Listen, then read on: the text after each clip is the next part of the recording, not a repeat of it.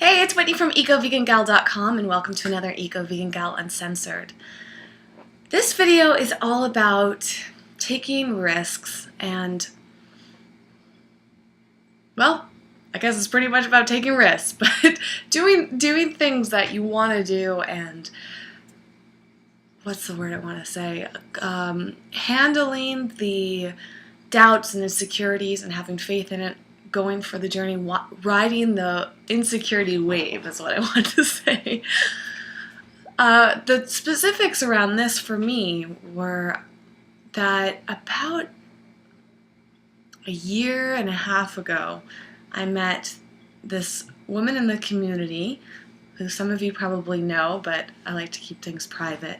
And she and her husband travel around the country and sublet all the time. They move. At least I think they may have settled down, but at the time that I had met up with her, she was traveling all around, and I believe I did some Eco Vegan Gal videos inspired by this after our conversation. I left this conversation feeling so inspired because I thought it was so cool that they were just packing the car, driving all around the nation, and just subletting.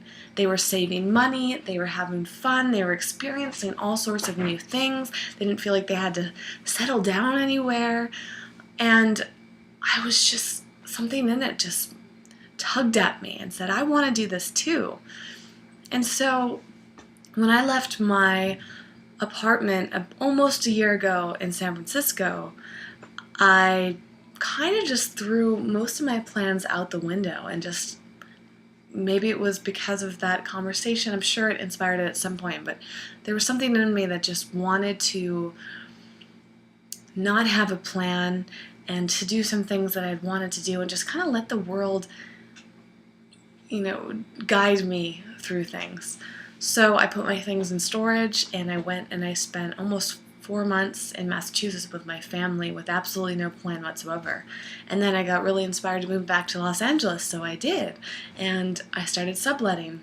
So those of you who've been watching these videos, this is the third apartment that I've subletted in the past 6 months. And it has been such an amazing experience, and it has highs and lows. I'm supposed to move in a week. And I had this date in my head, so I was on Craigslist every single day for the past month looking for the next place to live, and I couldn't find it. And I started to feel really scared and nervous and doubtful and started to just question, why am I doing this? Like this, am I going to have to go back to Massachusetts if I can't find the right place? I don't even have a car out in Los Angeles, and that seems crazy enough. My life just seems so up in the air, and that security of having a place to live is so appealing.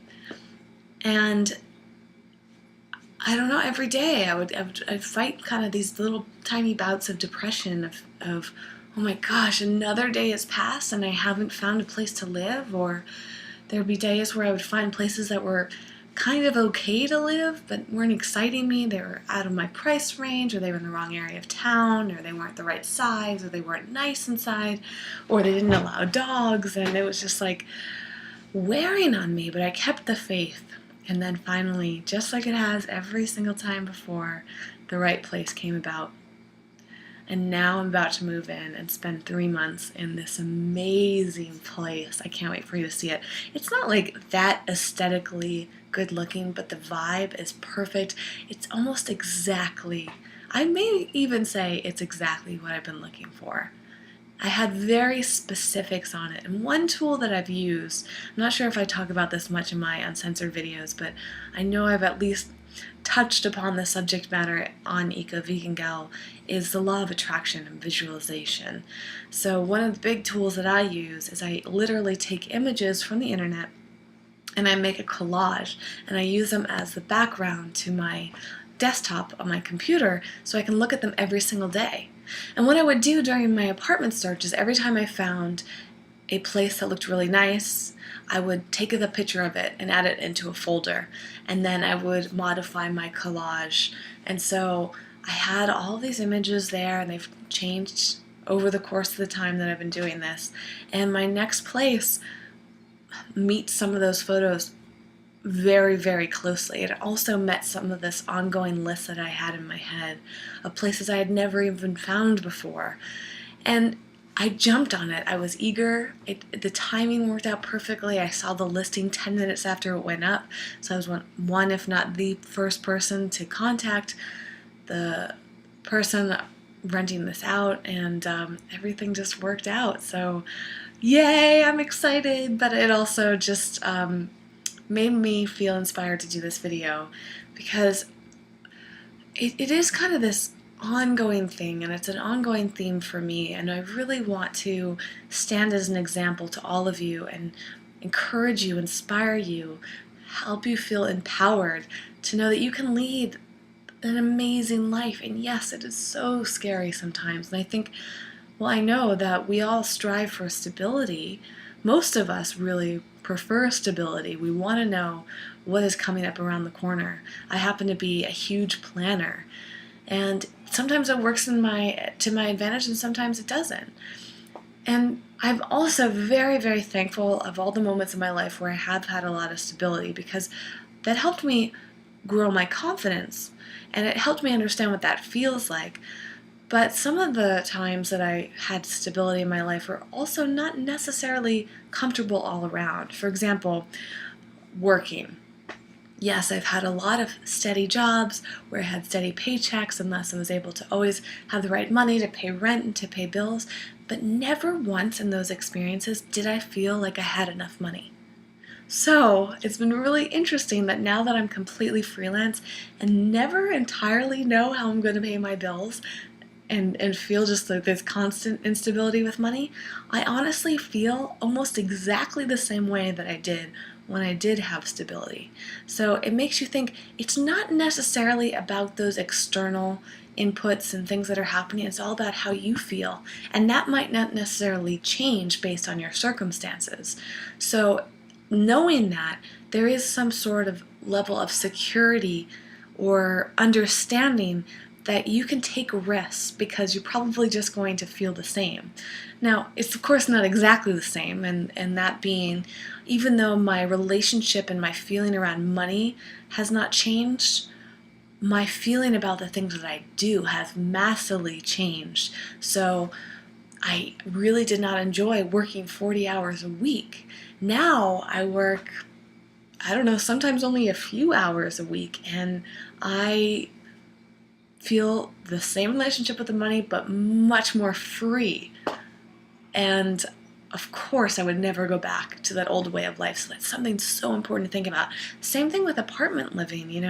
Most of my adult career, post college and even in college, I had a stable place to live, and I can't say that I feel that different moving around every few months. It's really no different than moving once a year or once every 2 years than it is to move every few months.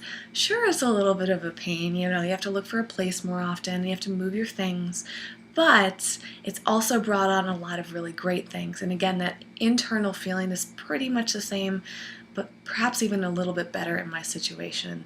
So you can apply these thoughts into anything in your life, and I encourage all of you to just take a look at the things that you want to do, the risks that are appealing to you, and stop making excuses, stop facing the fears. Just go in it, or dip your toe in and see how it feels, and then jump in if that's what's most comfortable for you. Because I feel like there's so much around this way of life that I live that people are afraid of, and I just want you to know that I'm coming from a standpoint of a person that was raised to want a stable life, a stable job, a stable career, a stable, friends and family, stable partnerships, stable, income, and all of that stuff. So I was raised with that mindset of feeling like that was the way to live. But deep inside, there was always part of me that says, I don't know if that's the way I want to live. I want to try other things. So I had to kind of go against the grain of how I was raised and what felt comfortable to me, and jump in and embrace this whole other world and just try it out and embrace my youth. too. Embrace the fact that I am, not married and I don't have kids, and I'm also young, and I have this sense of adventure now. But I also am not sure that this will ever quite go away. I know there are a lot of people that inspire me that are 10, 20, 30 years older than me and still living this life. So I also wouldn't say that you should put your life or your circumstances on here. If you have children, you can actually still do this stuff. Sure, it might not be the ideal. Maybe moving around every few months is not a comfortable thing that you want to have with your children, but it's also not entirely impossible either.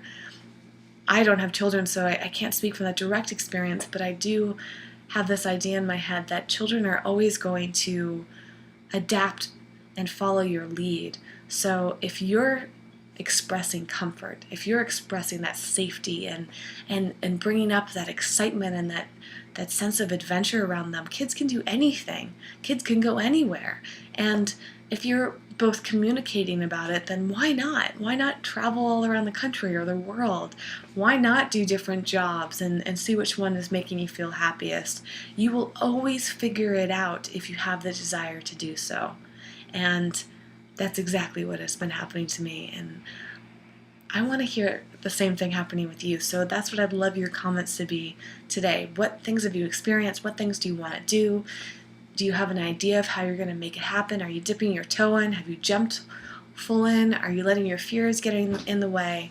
What is it that you are dreaming about or have been dreaming about your whole life? And also, if you're not dreaming about something like that, I think that's also a big thing to pay attention to as well. Sometimes we need inspiration to turn some lights on in our heads, because I feel like our society often kills a lot of those things or diminishes them, pushes them down, so we're not even consciously thinking about them because we don't think it's possible or we don't think it's the right way to live. So start bringing those things out. Plant the water. Pour on the water. Maybe the seeds will start to sprout, or maybe put in the seeds, however you want to think about that. That's kind of what I'm aiming to do with talks like this. Thanks so much, as always, for watching. I love hearing from you. Thanks for all of your support. I always read your comments. I know I don't often have the time.